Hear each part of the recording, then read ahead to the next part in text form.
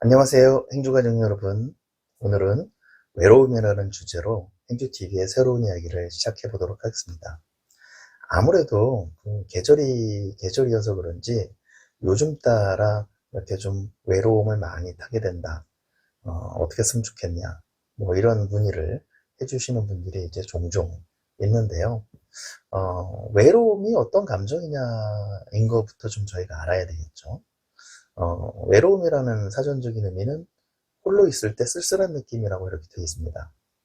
어떻게 보면 인간은 사회적인 동물이기 때문에, 무리동물이기 때문에, 홀로 있게 되면, 뭔가 이건 아닌데, 라는 어떤 그런 본능적인 어떤 그런 느낌을, 갖게, 그렇게 프로그램이 돼 있겠죠. 하지만, 아무리 사회적인 동물이라도, 우리가 뭐 개미처럼 계속 남들이랑 붙어서 있어야 되는 건 아니죠. 우리가 뭐, 옛날로 치면, 혼자서 사냥도 나갈 수 있는 거고, 혼자서 어디 나가서 뭐, 과일을 주워올 수도 있는 거고, 그리고 다시 무리에 합치고, 그러는 거기 때문에, 무리동물이라 하더라도 계속 무리랑 어울려 있어야 되는 건 아니에요. 그러다 보니까 문득 내가 이제 무리로 돌아갈 시간, 무리랑 같이 있어야 될 어떤 그런 상황에서, 그러니까 좀 뭔가 내가 무리랑 같이 있지 않으면, 그때 이제 그런 느껴지는 쓸쓸한 감정을 우리가 외로움이라고 이제 얘기를 하는 거겠죠. 우리 일상에서는 우리가 뭔가 정서적으로 기댈 수 있는 사람을 내가 원할 때 내 옆에 두지 못하게 되면 좀 느껴지는 어떤 그런 결핍? 불안하고는 좀 다른 것 같아요. 좀 불안과는. 물론 불안이라는 그런 부분도 요소도 이 외로움이라는 감정에서 차지하긴 합니다만, 보통은 만약에 그렇다면 요즘 외로움은 많이 타요 이렇게 얘기하지는 않겠죠. 그냥 요즘 많이 불안합니다 이렇게 얘기하겠죠. 그렇지만 굳이 외롭다라고 얘기하는 부분, 뭔가 이런 어떤 내가 정서적으로 기댈 수 있는 어떤 그런 상대가 없다, 그런 결핍, 또 그런 걸 얘기하는 걸 겁니다. 그러다 보니까 인간은 혼자 있을 때도 외롭지만, 무리랑 같이 있을 때, 인파 속에 있어도 우리는 그런 외로움을 느낄 수가 있어요. 마치 그런 한겨울에 칼바람을 맞듯이 그렇게 울컥하고 저는 그런 외로움이라는, 쓸쓸함이라는 어떤 그런 감정을 느끼고, 무언가 다른, 내가 정서적으로 기댈 수 있는 다른 사람을 찾게 되고, 그렇게 되는 건데요. 참 그런 감정이 기원으로 이렇게 내려가 보면, 저희가 어렸을 때 엄마 손 꼭 붙잡고 외출하던, 사실 그때로 돌아가 볼 수 있어요. 그때 우리는 가족이라는 어떻게 보면 범주를 벗어나서 이제 다른 더 넓은 세상을 이제 탐구하는, 이제 첫 어떻게 보면 경험들을 그때 쌓기 시작하는 거죠. 놀이터를 가게 되든 외출을 하게 되든. 그러면 이제 엄마 손 꼭 붙잡고, 또는 이제 엄마 손이 없으면 이제 바지 단이라도 꼭 붙잡고, 그리고선 이제 돌아다니다가 또 이제 마음이 좀 풀리면 또 혼자서 또 왔다 갔다 하죠. 그러다가 또 다시 또 불안한 마음이 들면 또 엄마 옆에 와서 또 엄마 손 꼭 붙잡고 있고, 엄마 바지 단이라도 꼭 붙잡고 있고, 이제 그런 과정에서 이제 엄마와 감정도 교류하고, 그런 과정에서 이제 자기 자신의 어떤, 내가 혼자여도 괜찮구나, 뭐 이런 어떤 마음적으로 뭔가 안정감을 갖게 되면, 아마 그런 사람들은 이제 혼자여도 괜찮을 수 있는 어떤 그런 능력을 키우는데 훨씬 더 그런 큰 어드밴티지를 갖게 될 겁니다. 그렇게 생각해 보면은 그런 과정에서 뭔가 그런 과정을 부자연스럽게 경험하거나, 또는 그런 과정에서 뭔가 내면의 상처를 받거나, 그런 경우에는 다른 사람들보다 좀 더 외로움을 더 잘 느낄 수 있는 그런 핸디캡을 갖고, 어떻게 보면은 인생의 첫 시작을 하게 되는 거고, 이제 그런 방식으로 계속 비슷한 상황들이 반복이 되게 되다 보면, 다른 사람에 비해서 외로움이라는 감정을 더 많이 느낄 수 있는 어떤 그런 성향도 갖게 되겠죠. 그런 부분들이 있습니다. 인간은 감정을 통해서 제가 세상을 본다고 항상 말씀드렸다시피, 어떤 감정을 이렇게 주로 많이 느끼느냐에 따라서 내가 쉽게 느끼는 감정도 영향을 받게 되니까, 외로움도 아마 그런 것 중에 하나일 거예요. 근데 이제 이런 외로움을 우리가 얘기할 때 꼭 빼놓지 않고 원 플러스 원처럼 꼭 다루는 또 얘기가 있습니다. 고독이죠, 고독. 어떻게 보면 외로움이라는 것은 정서적으로 내가 기댈 수 있는 어떤 그런 존재가 있냐 없냐가 되게 중요한 거예요. 그렇기 때문에 우리가 인파 속에서도 외로움을 느낀다고 제가 말씀드렸죠. 그런 건데, 그렇게 생각을 한다면은 그런 어떤 이 정서적으로 기댈 수 있는 존재가 자기 자신이 된다면, 자기 스스로가 된다면 그런 사람들은 사실 혼자여도 괜찮은 사람이 되는 거거든요. 그러니까 고독할 줄 아는 사람이 되는 거죠. 고독은 느낀다라고 표현하진 않아요. 고독을 느낀다, 고독할 줄 안다, 보통 이렇게 표현을 하죠. 고독은 뭔가 내면이 충만한, 자기 자신과 소통을 하는, 외로움은 뭔가 내면이 공허한, 자기 자신의 감정이나 자기 자신의 어떤 그런 부분들을 직면하지 못하는 어떤 그런 부분이고요. 보통 어떤 분들은 이런 얘기도 해요. 자기는 사람을 정말 싫어하는데 혼자이긴 싫다고. 그렇죠. 어떻게 보면 외롭지 않으려면 그런 정서적으로 기댈 수 있는 사람이 내가 원할 때 원하는 만큼만 있어주면 제일 편하겠죠. 왜냐면은 또 그런 사람과의 인간관계에 우리가 쓰는 어떤 그런 감정적인 소모들도 굉장히 크잖아요. 그러니까 그런 부분들이 버거운 사람들은 정말 대인관계를 피하게 되고 그렇게 되는데, 그럼에도 불구하고 또 그렇게 또 정서적으로 기댈 수 있는 존재가 필요한 때라는 것이 또 존재를 하거든요. 그러니까 그런 경우나 또는 가족한테서 이제 그런 어떤 정서적인 지지를 받을 거다라고 생각을 했는데, 가족과 살면서도 외롭다라고 얘기하시는 분들이 종종 계세요. 그렇게 생각해 보면 이럴 땐 어떻게 해야 됩니까? 외로울 땐 어떻게 해야 됩니까? 라는 어떤 그런 문제에 대한 해결은 결국은 그렇게 내가 기댈 수 있는 사람이 내 스스로가 돼야 됩니다. 그러니까 나의 어, 그 아까 말한 그런 고독에서 혼자일 수 있다, 혼자여도 괜찮다 라는 그런 얘기는 정말 혼자가 아니라 자기 자신의 내면과 같이 하는 거거든요. 그래서 제가 이제 그런 외로움 때문에 이제 조금 시간이 돼서 환자분하고 이렇게 얘기를 할 때 이제 제가 재밌게 예로 드는 게 그 피터팬 소설 얘기예요. 피터팬 소설을 보면은 처음에 이제 첫 장면이, 피터팬의 첫 장면이 피터팬이 엉엉 우는 겁니다. 웬디가 그래서 깨어나요. 웬 애가 저기서 엉엉 울고, 자기 방에서 엉엉 울고 있으니까.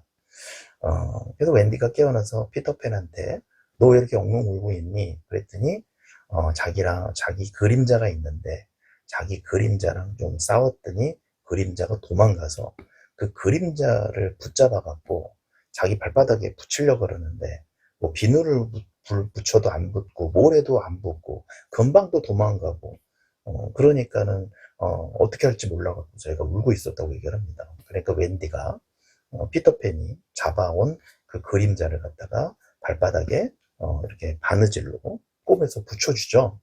그러니까 이제 피터팬이 다시 그림자랑 하나가 됐어요.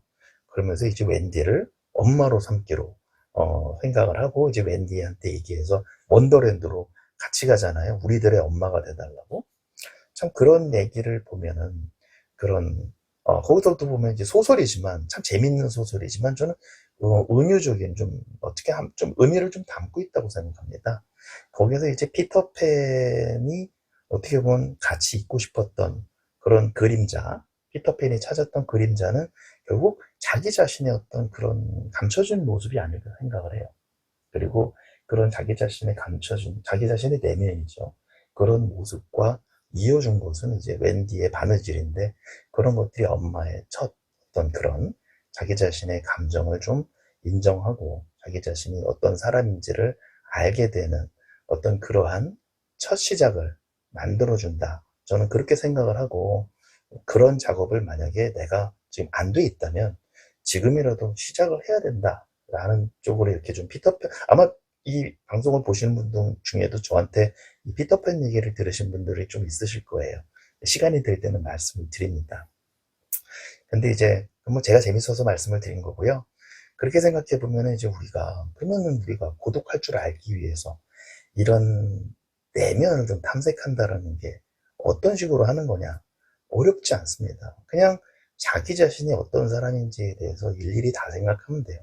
자기 자신의 식성이라든지, 자기는 어떤 옷 스타일을 좋아하는지, 뭐 여름 옷 스타일을 좋아한다면, 뭐 봄, 여름, 가을, 겨울도 있지만, 또 나는 어떤 식의 어떤 뭐 이게는 옷감에 대한 뭐 그런 부분도 있지 않겠어요? 그런 거 하나하나 다 알아주는 게 나 자신에 대해서 알아주는 겁니다.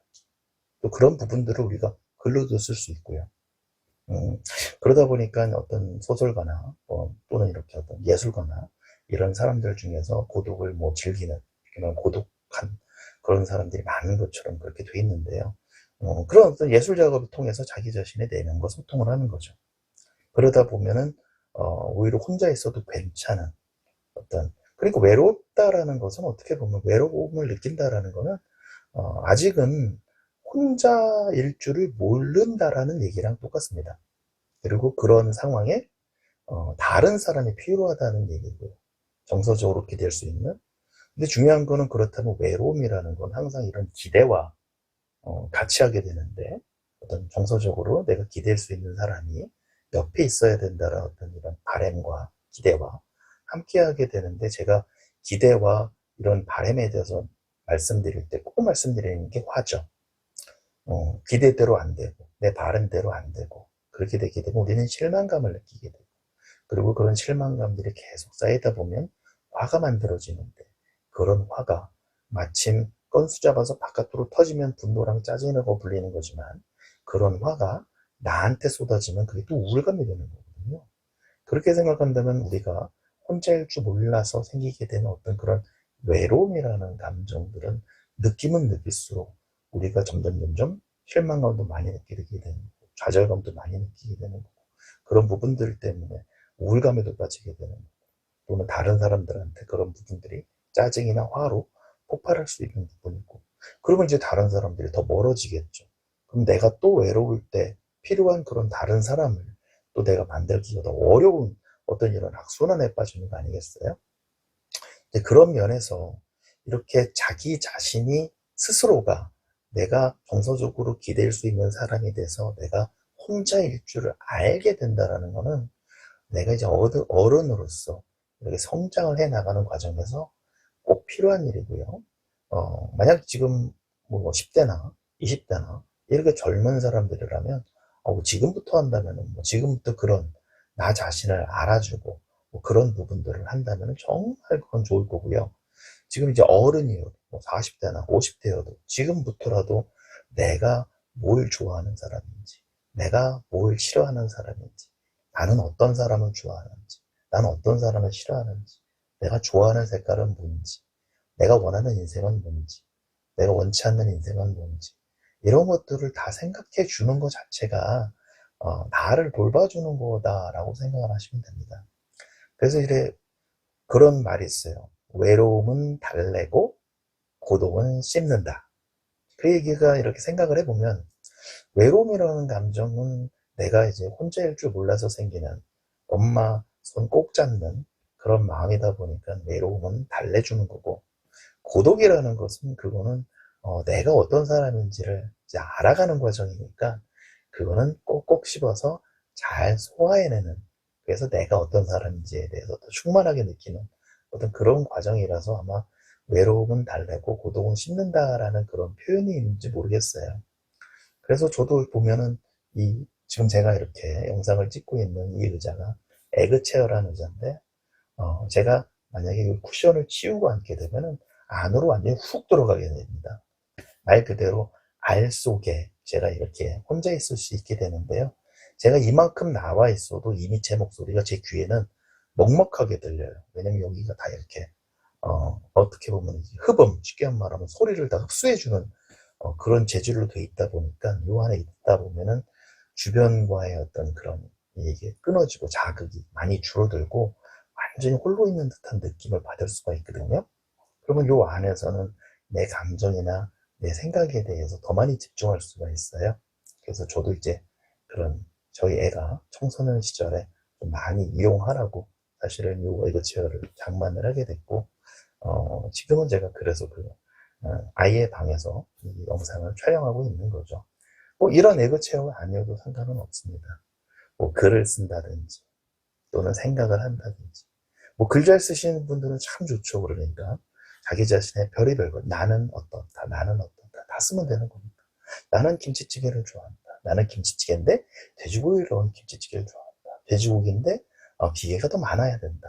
비계가 많아야 되는데 그게 냉동이 아니라 생고기여서 비계가 쫄깃쫄깃 해야 된다. 그런 모든 것들을 알아봐 주는 게 뭐 별거 뭐 이런 이건 뭐 식성에 대해서 하는 거 아니야라고 하지만 내 식성에 대해서 내가 알아봐 주는 것은 그게 내가 내 나의 내면과 소통하는 거예요.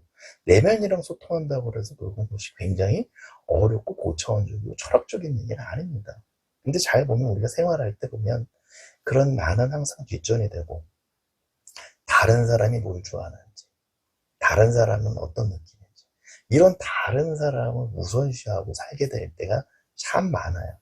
제가 볼 때는 그런 다른 사람을 나보다 우선시해서 생각을 하게 되는 그러한 시간들이 많이 쌓이면 좀 그런 서운한 내가 그 피터판한테서 도망간 그 그림자의 마음처럼 뭔가 스스로에게 서운한 내가 나한테 뭔가 투정 부리는 그런 시그널이 저는 외로움이 아닐까라고 생각을 합니다. 저는 외로움이 느껴질 때에는 정말 외로움이 엄습한다라고 얘기를 하는데요. 사무친다라고도 얘기하죠. 그럴 때에는, 아, 내가 나를 잘 못 보살펴주고 있었구나. 내가 나한테 대한 관심이 좀 적었구나. 라는 신호를 생각하시고, 나에 대해서, 스스로에 대해서 관심을 좀 더 쏟는, 그런, 시간을 갖는 신호로 생각하시면 어떨까. 좀 그런 생각이 듭니다. 그래서, 어, 병원에 처음 오셨을 때 이렇게 문제로서 얘기를 이렇게 해주시는 어떤 그런 주제들은 제가 지금 거의 다 많이 다룬 것 같고요.